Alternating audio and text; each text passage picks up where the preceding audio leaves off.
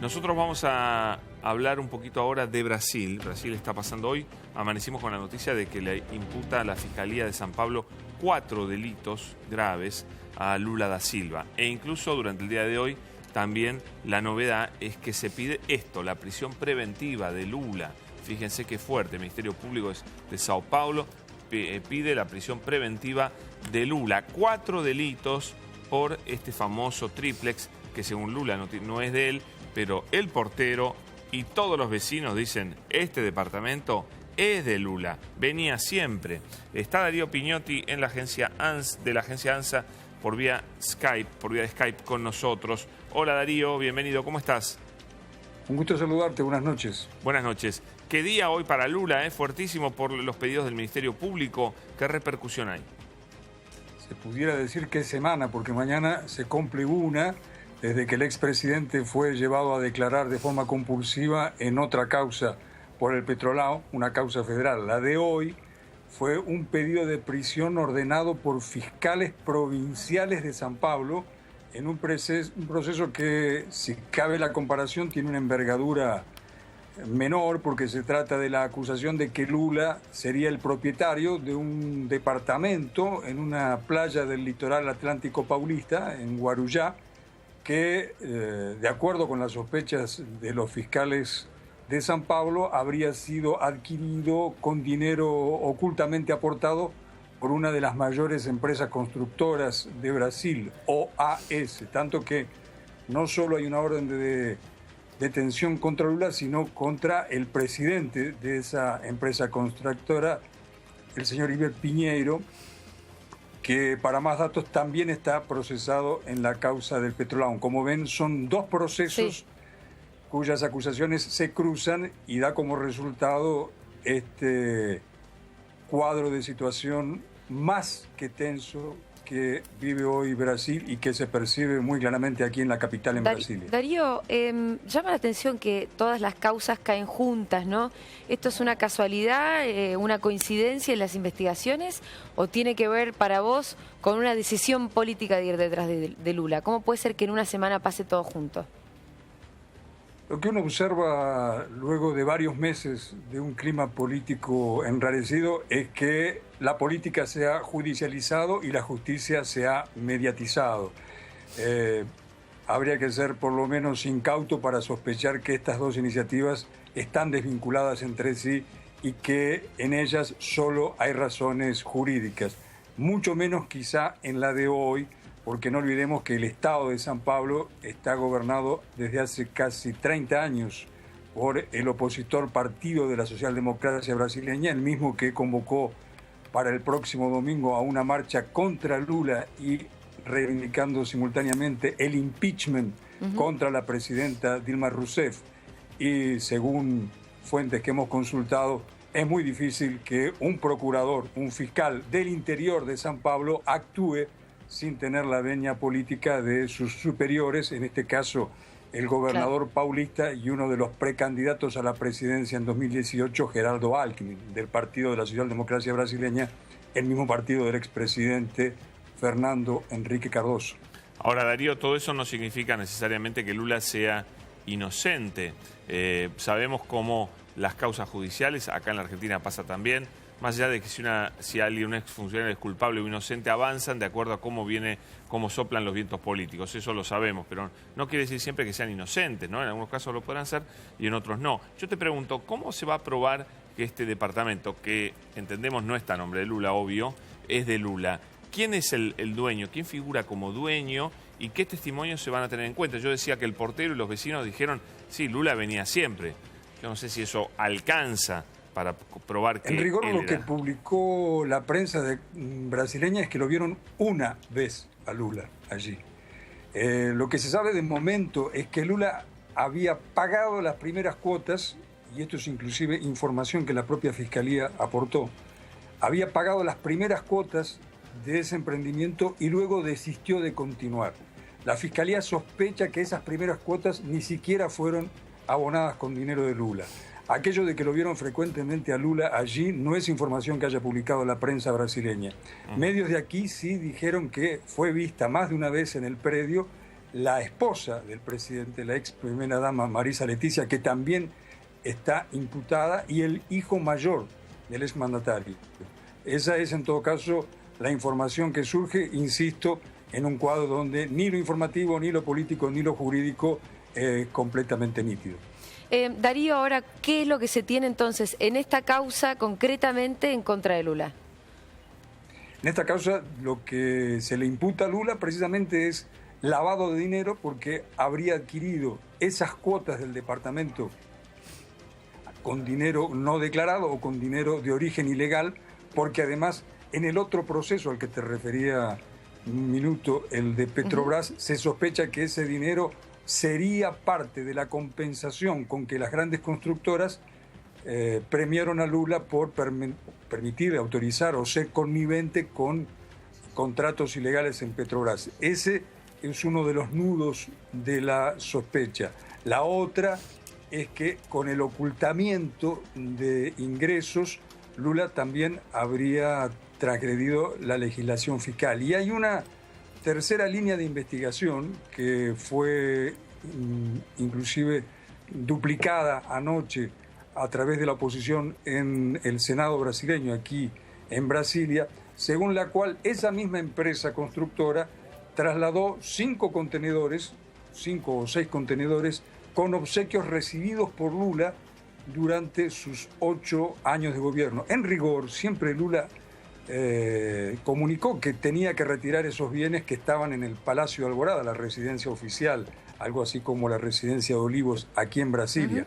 Ocurre que los fiscales y la oposición se preguntan por qué eso ocurrió a través de contenedores nuevamente de esta empresa OAS, la misma empresa constructora de la que se sospecha hizo la erogación, la inversión oculta para que Lula usufructe del departamento. Darío, ¿qué sentido tiene pedir la prisión preventiva en este estadio de la causa con el argumento de que Lula puede movilizar grupos para interferir en la investigación criminal? ¿Es este acaso un argumento sólido que se utiliza a menudo en la justicia brasileña para sostener una prisión preventiva que parece por lo menos un poquito apurada, ¿no?, en este estadio de la causa?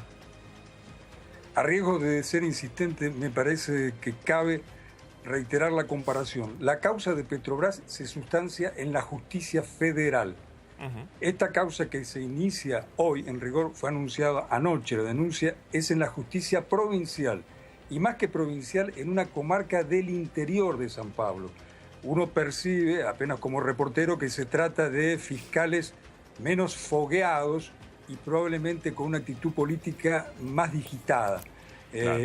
Y según comienzan a verse algunos análisis todavía incipientes, precisamente ese argumento de uno de los fiscales pareció medio flojo, ¿no?, contraponerse a su defendida, alegada posición jurídica, porque justamente decir que Lula es un peligro para la seguridad pública porque pudiera convocar movilizaciones, como además ya se esperan para la próxima semana en defensa del Partido de los Trabajadores y en defensa del gobierno de Dilma Rousseff, es un plano donde nítidamente se superpone lo jurídico con lo político.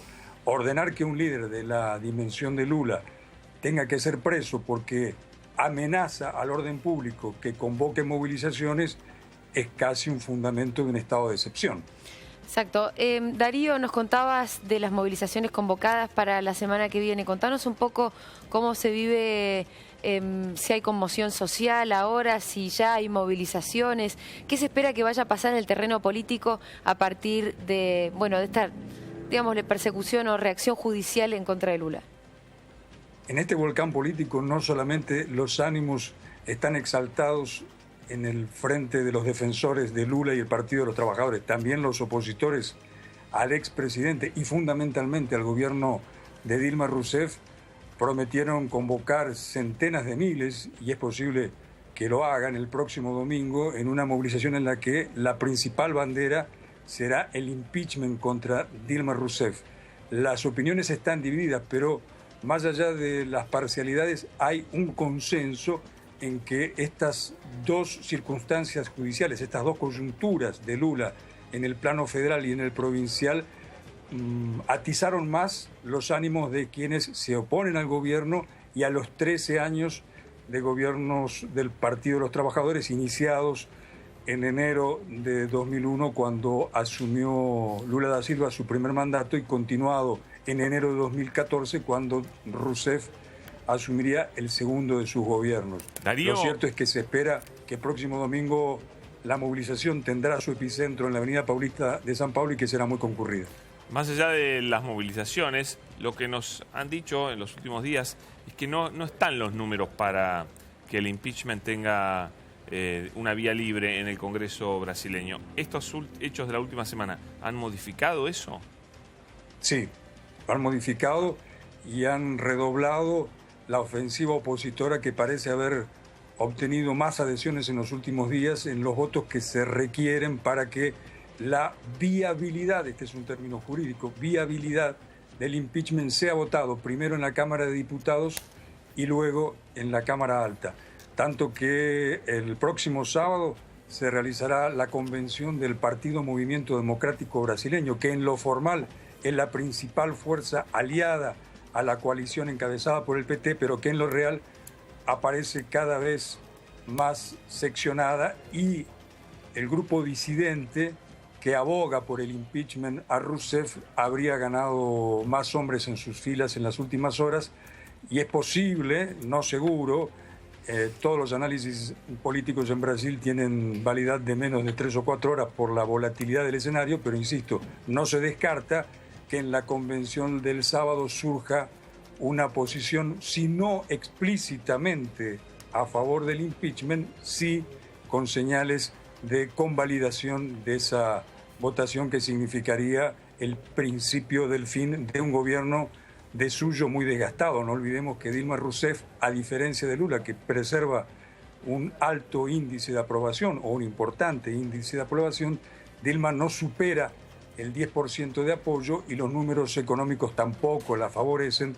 El año pasado hubo una recesión de 3,8% y se proyecta que en el corriente ejercicio la caída de la economía puede llegar al 4%. Y lo más importante desde el punto de vista político, o por lo menos en la ecuación del apoyo popular que pudiera tener su gobierno, el desempleo ya llegó al 9% y no se descarta que en el primer semestre supere el 10%. Muy difícil que un gobierno sea defendido cuando el 10% de la población, precisamente de los sectores populares, donde se nutre la base del voto petista, salga a defender a Dilma. No así a Lula. Esa es otra de las tantas paradojas que ofrece el actual escenario político.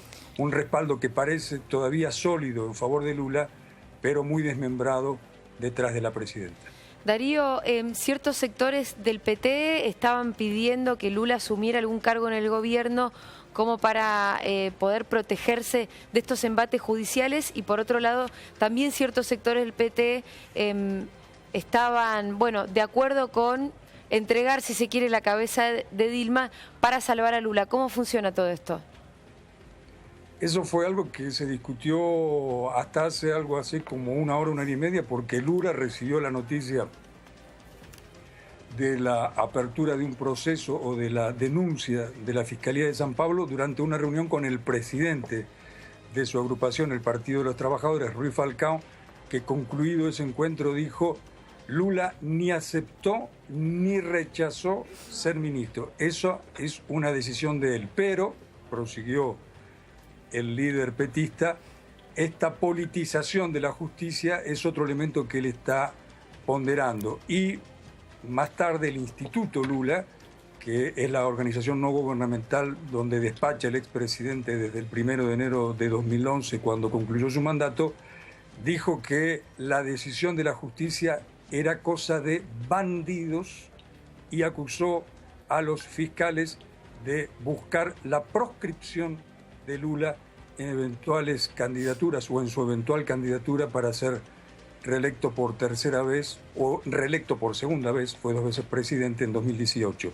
Como se ve, la decisión de Lula sobre aceptar o no un cargo en el ministerio todavía es un relato en abierto.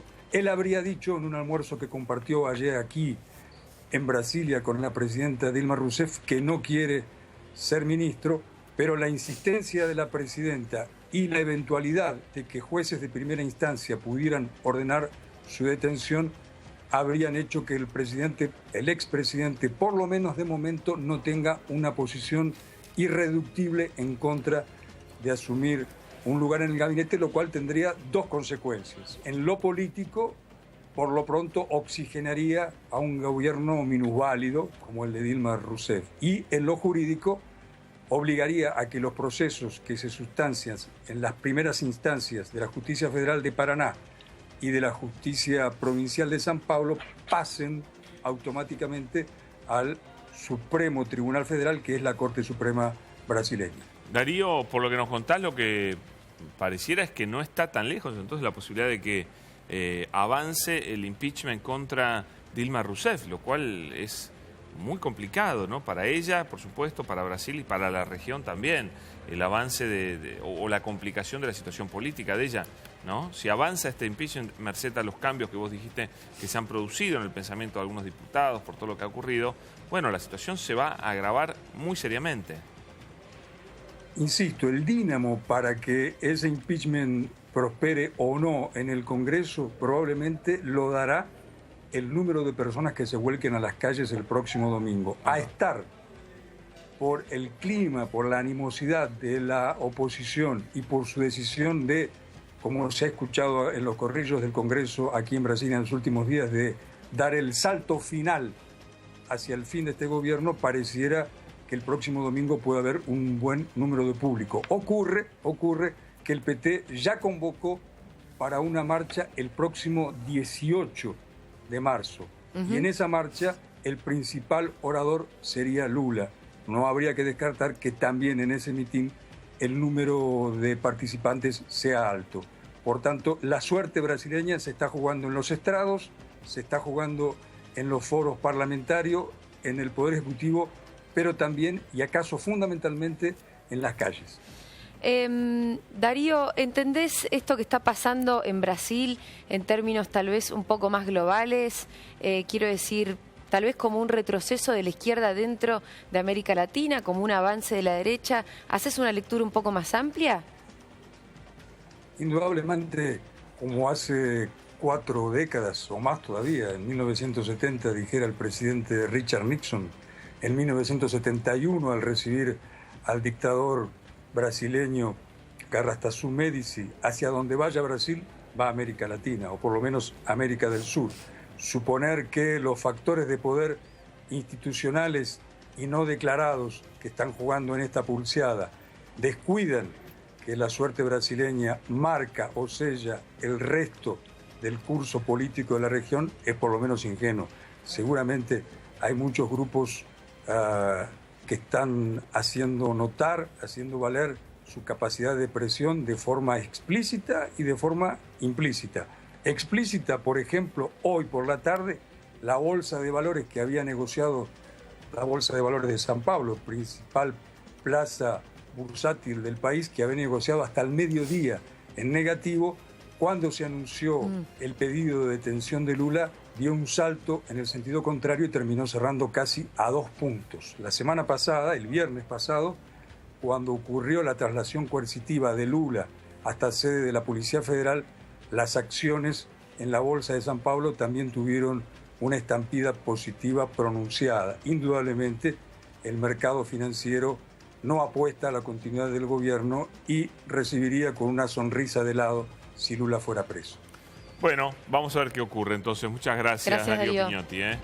Muy amable, interesante. El domingo entonces la marcha, según Darío, de esa marcha dependerá lo que piensen varios diputados, a ver si siguen apoyando a Dilma o le retiran su apoyo. Es una cuestión política y dentro del marco legal, ¿no es cierto? Sí, entonces, es interesante el análisis de Darío que dice que, bueno, que en las calles todavía se mide la fuerza política, ¿no? Bueno, claro, porque acá todo está limitado a lo que opinen los diputados. Los diputados dirán sí al impeachment o no. Hoy es no. Hoy tiene mayoría para defenderse tranquilamente de Dilma Rousseff. Pero lo que nos dice Darío es que eso podría estar cambiando, ¿no?